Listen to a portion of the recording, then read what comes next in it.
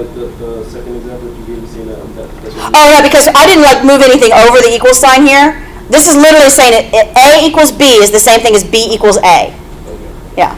If you have 3 apples on one side of a scale and 3 apples on the other, it doesn't matter if, 3 red apples, 3 green apples, and they balance. It doesn't matter if you put the green apples over here and the red apples here, they still balance. Okay? Basic mathematical rule. We're not crossing things where we have to do the opposite over the equal sign. We're just literally just changing size of the scale. Yeah. So now I can apply my power rule and run from there. So most of the mess, or the potential mess in this one, is getting it isolated and making sure your signs, your positives and negatives are what they should be. That's most of the issue with this one. Okay? So once you clean it up, be real careful when you're cleaning them up that you're paying attention to that. Binomial squared, there is a middle term. You can go off to the side and FOIL it. I encourage you to practice doing this mentally. First term squared, this tells me it's going to be minus AB doubled. That's 4x doubled, means times 2, 2ab, and then plus b squared. See, it's a quadratic, so I'm going to put it in standard form. I can automatically see I've got positive 16s on both sides, so those are going to cancel out anyway. And my x squared is positive, so I'm going to leave it there and just move this x over. Give me 0 equals x squared minus 9x. Or x times x. I'm going to GCF, same as the last one. Factor out a GCF in this case. Don't be fooled by that 9. This does not become x plus 3x minus 3. Okay, because this is not a difference of squares. It would be a difference of squares if it was that. But it's not. There's an x. They both have x's. Once you pull that out, you no longer have a difference of squares. You have a 9, sure, but x is not a square. So don't be fooled by that 9. This is not a difference of squares. GCF comes out. You have x equals 0 or x equals 9. And when you check, the x in this case, not always, 0 is sometimes a good answer, but in this case, that will be bad, and the 9 will be good.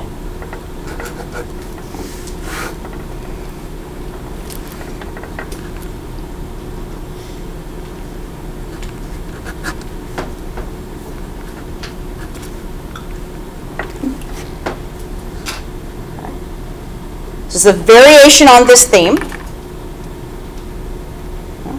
But again, some of it is in the cleanup.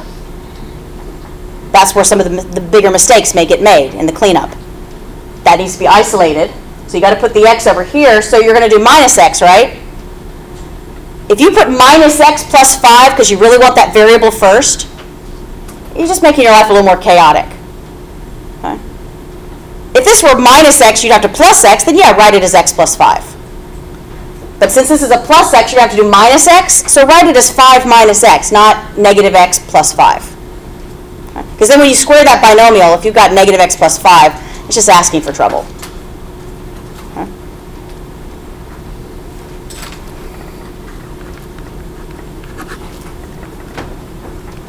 Does that make sense? Why that is cleaner? I know your eye wants the variable first and the number second, but with subtraction, order matters, and this is much cleaner.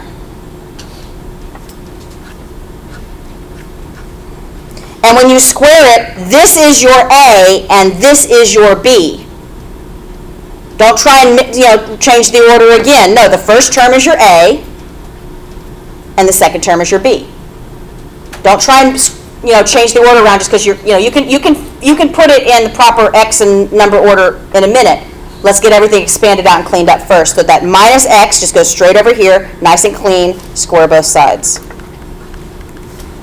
So, first term squared minus AB doubled plus second term squared. It's still a perfect square trinomial with a middle term. Yeah, it looks backwards, but now that we're going to clean it up and put it in standard form, we'll put it in the correct order now. But if you tried to write this as negative x plus 5 and then square that binomial, I guarantee some signs are going to get messed up. It's going to look weird and ask for trouble. A squared minus AB doubled plus B squared. Done. Now, we see it's a quadratic. I'm going to put it in standard form. That quadratic was already a plus, so leave it there. As you move it to the left, it's going to make it negative, so leave it where it is and move everything else to join it.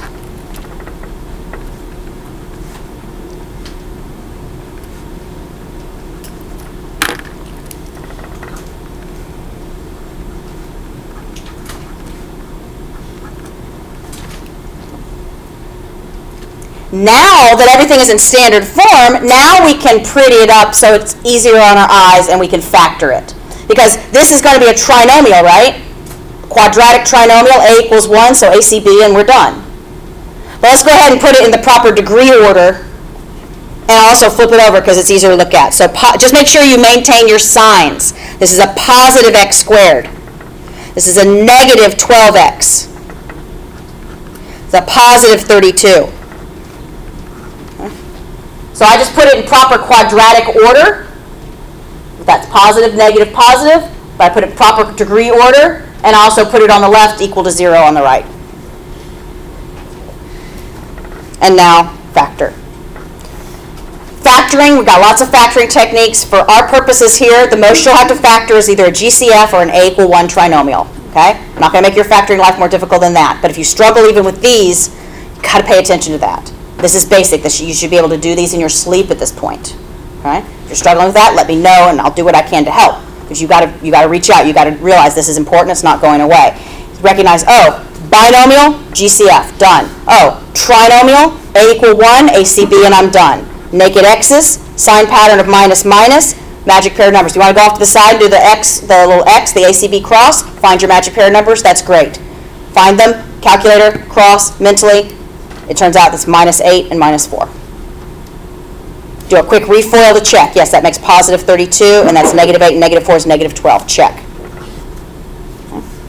Giving me x equals 8 or x equals 4. These are two correct answers to this polynomial. Okay. Quadratic polynomial, two linear factors. Each one gives me a correct solution. But when I go back and check each of these proposed solutions back in the original, it turns out that 8 will not satisfy this, but 4 does. Okay. You check them each separately. Store 8, enter this in and test. Then store 4, enter it in and test. When you enter and test 8, you'll get a 0 for false. When you enter and test 4, you'll get a 1 for true.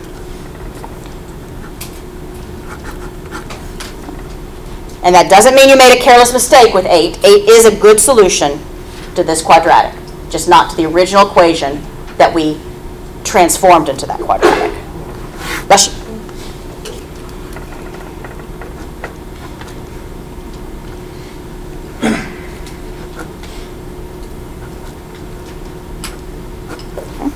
Now, little variation on this. This still involves a binomial squared, but we've got an extra radical. Okay. So, a basic, just adding to our, this isn't a new rule. We're still doing the same list of things in order. However, if we have two radicals, you do one at a time. Okay. So you isolate one radical. Then power rule, you power it up. Okay. Simplify any of your like terms. Okay. And then you isolate the second radical. And you're just going to do the same thing again. Then isolate the second radical. So isolate first radical and then isolate. Then after you power up and simplify, you isolate, there will be one radical left. So isolate the second radical. And then again, power up and simplify. And at that point then, after you've killed the second radical, then you solve. It'll either be linear or quadratic, and you solve from there. So it's the same rules, it's just you're doing them twice. Okay.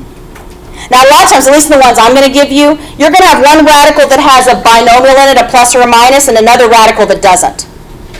There's lots of variations and more complex. You can see them in the exercise set in the book, etc. But we're not, this is about sort of the most complex I'd give you. Okay?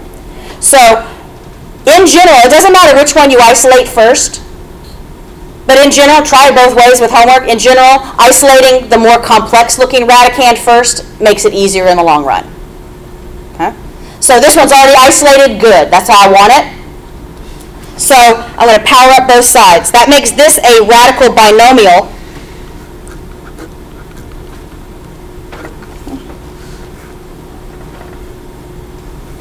And so when I want to be able to square a binomial mentally like we were just doing in the previous examples, but when you've got a binomial with a radical in it, I do recommend writing out the expanded step, not the foiling. Don't go off to the side and foil.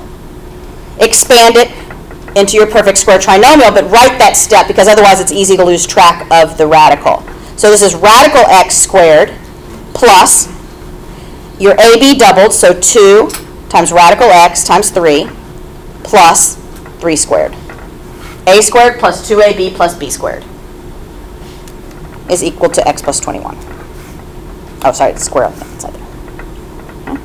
So now clean this up. X squared squared, square root of x squared is x. If this were not a radical, then of course you get an x squared. You get that quadratic trinomial. Okay.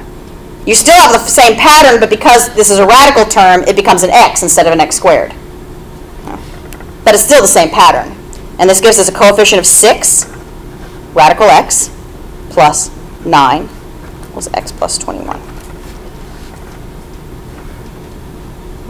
See, I still have a radical. That middle term still left me with a radical. So my job now is to simplify everything with an eye towards getting that radical alone on one side.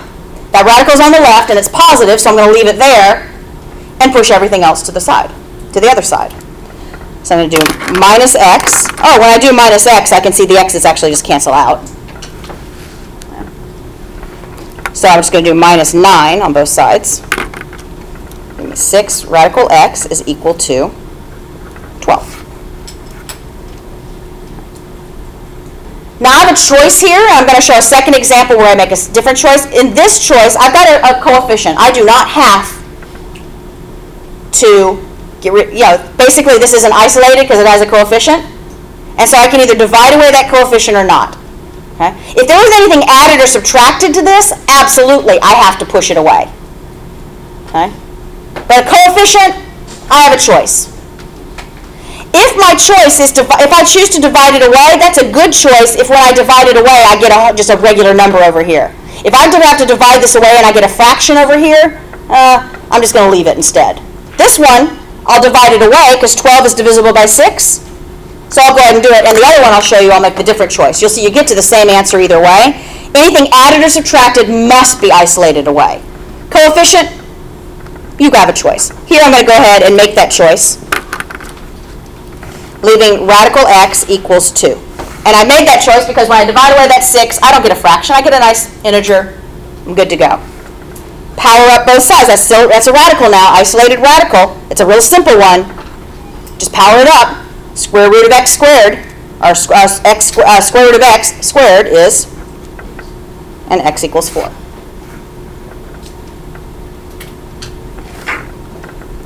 And I checked, and it's a good answer.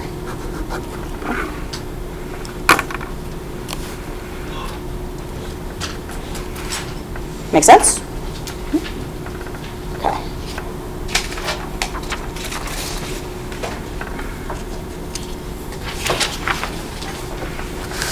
All right. So a variation on this requires just a little more cleanup at first. It's 2x plus 5, radical 2x plus 5, plus, separate plus, radical 2x. We're going to have two radicals equal to 3. So you've got two radicals, so you're going to have to do your process twice. So you isolate one of them, power up, simplify, isolate the second one, power up, simplify, solve. So you have a choice. You can isolate this one or this one. Should we isolate the left one or the right one? The left one. Yeah, because if you've got one that's got a binomial and one's just a simple thing, it's going to be easier because if you move this one over here, if you isolate this one so this moves over here, then your binomial is going to be 3 is your A term and 2x plus 5, radical 2x plus 5 is your B term. And you can do that. You can do a binomial squared where this is your B term. It just looks a lot messier. Okay? So I'd rather do a binomial where this is my B term than this. Okay? Mathematically, it works both ways. Okay? So, but for simplicity, this is a little bit simpler choice. So I'm going to isolate that. It's already positive. Leave it there. Now this is plus. I'm going to do minus. Don't try and put it in front. Okay? If it's minus, just go ahead. We've got a 3 there, minus radical 2x. Okay? So this is my A term, and that's my B term. And my binomial has a radical in it, so I'm going to write out my expanded step, not foiling, but my expanded pattern, and then simplify. This just gets released. This is A term squared minus 2 times A times B plus, parentheses are important here, B term squared. Okay. So I'll start cleaning up, see what I have.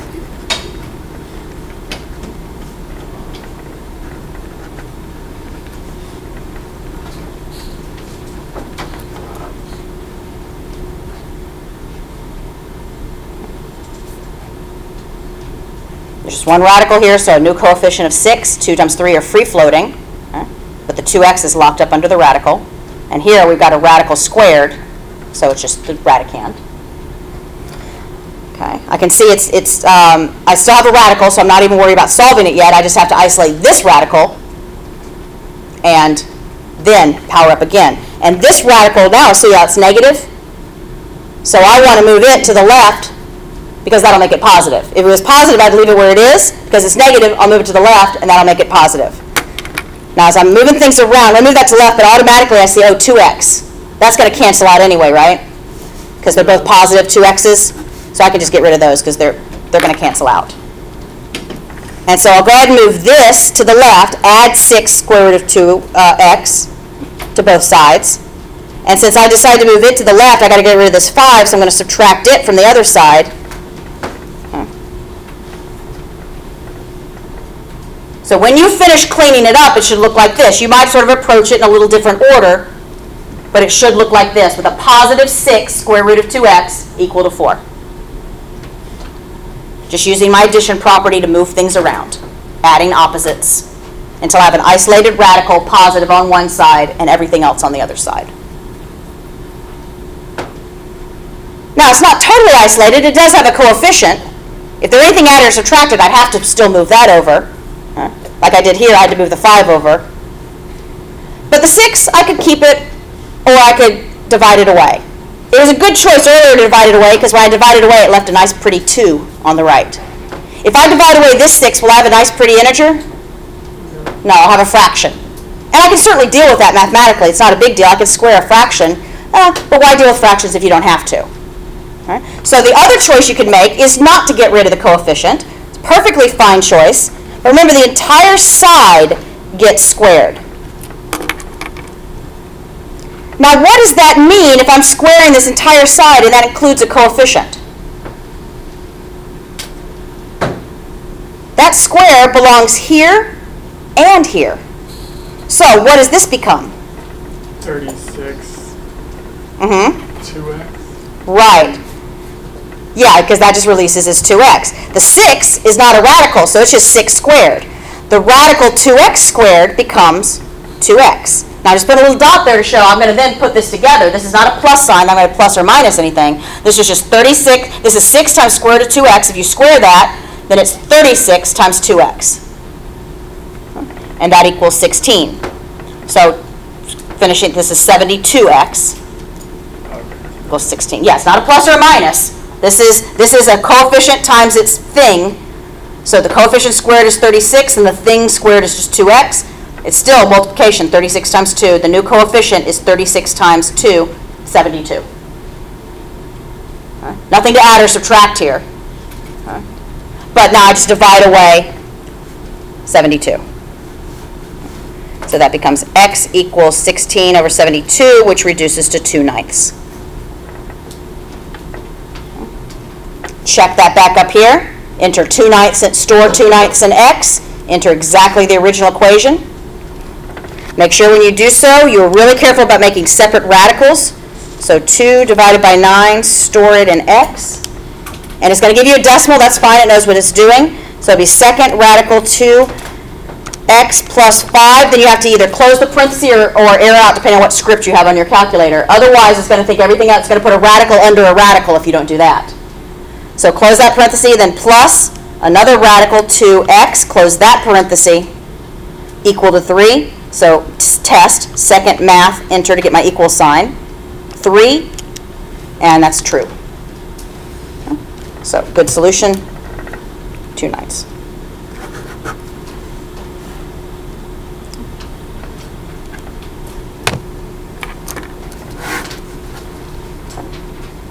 So okay with those variations? Any big questions or confusions? Or as I said, if you look in the study plan and if you look in the exercise set at the end of this section, you're going to see some like variations of, like some radicals inside radicals and others like, with more than one radical and both of them are binomials, and it gets really big and messy. Okay? I'm not going to do those to you. I want you to understand this basic setup. What I've done in class is exactly, these examples from class are exactly what you'll see on the practice exam and exactly what you'll see in the homework and exactly what you'll see on the exam. Okay? So you can always challenge yourself with more complex ones that you'll see in the book and the study plan, but this is what you can expect on the exam, this same setup, the same order of things.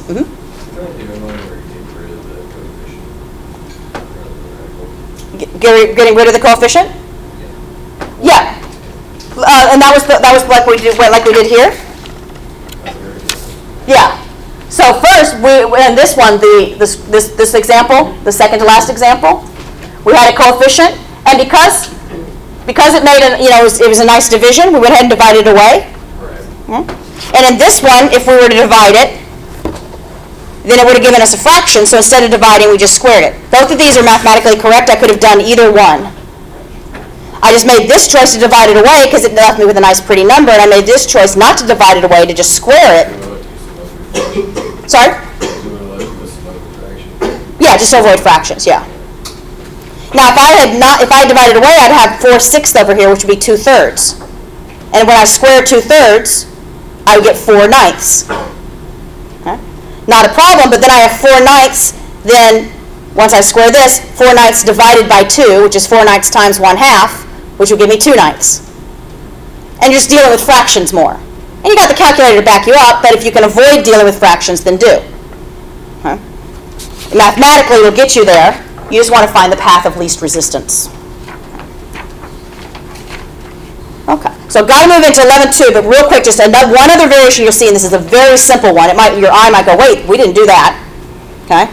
But it's another one with two radicals, but unlike these, the ones we just looked at had two radicals, but they also had something free-floating. Okay? Sometimes, though, you have two radicals and nothing is free-floating. You have a radical equal to another radical. Like, what do I do with that?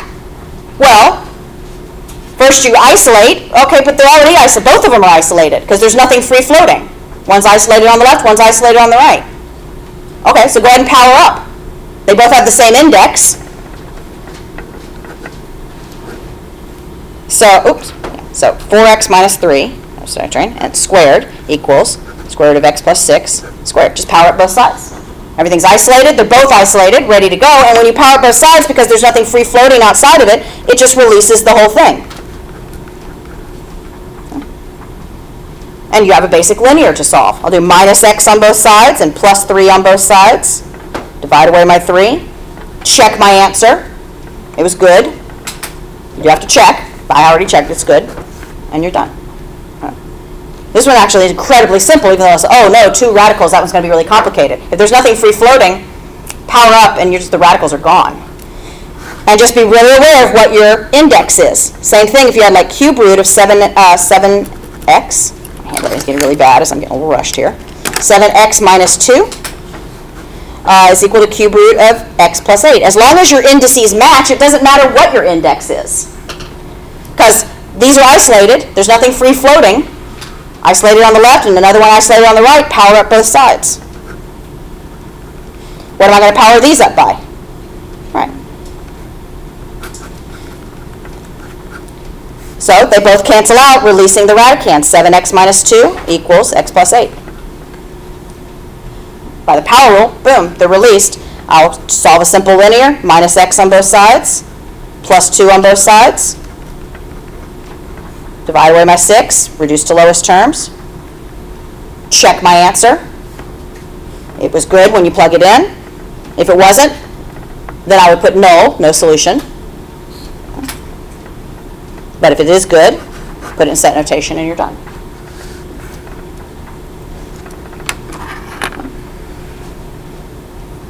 So you see a couple of these on the homework.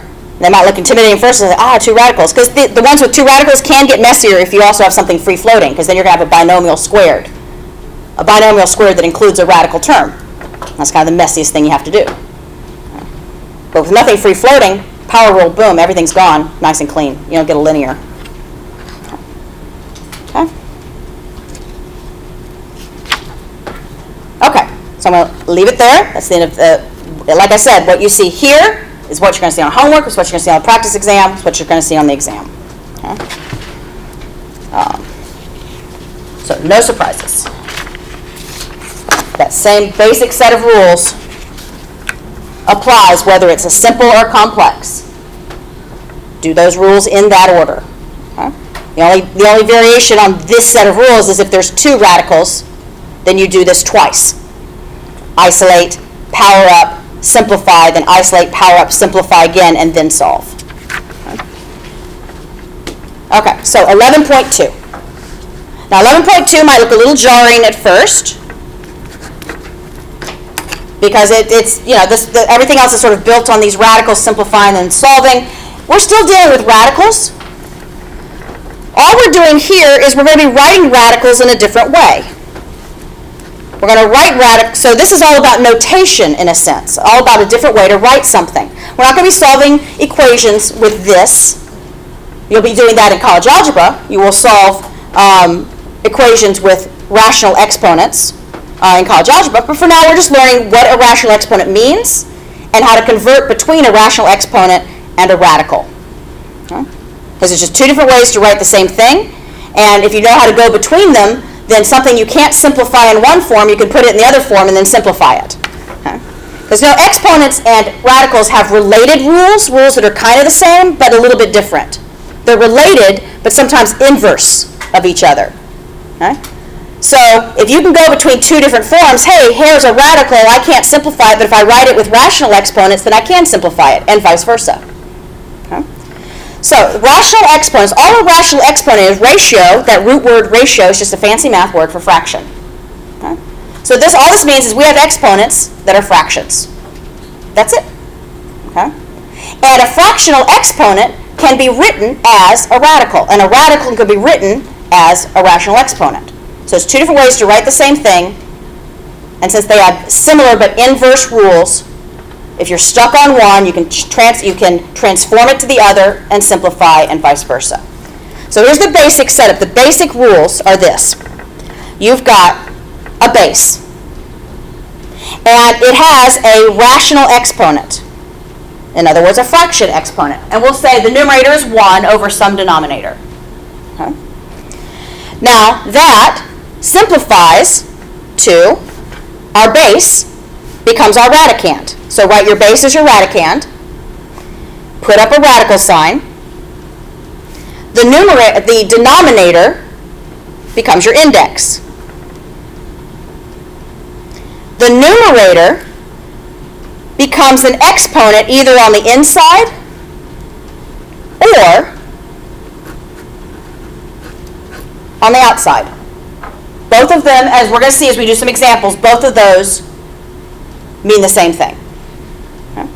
This means you've got an exponent on the inside, so that's going to make this radicand bigger, and then you root it down. Exponents make things bigger, roots make them smaller, inverse operations. So if you put the exponent on the inside, that means you make the radicand bigger, and then you take